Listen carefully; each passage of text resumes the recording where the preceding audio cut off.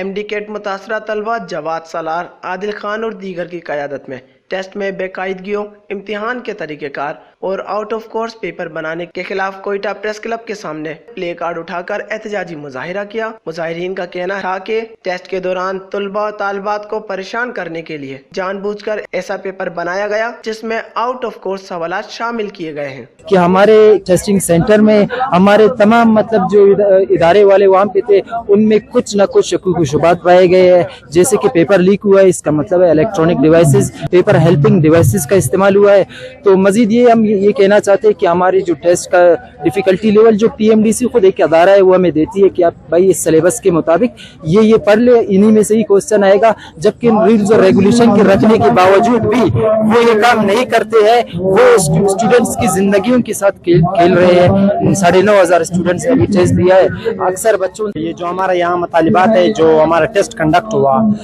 جو P M D C نے bums کو دیا تھا Balochistan university medical health sciences کو، بمز نے پھر نسٹ سے اس کو کنڈکٹ کروایا گیا۔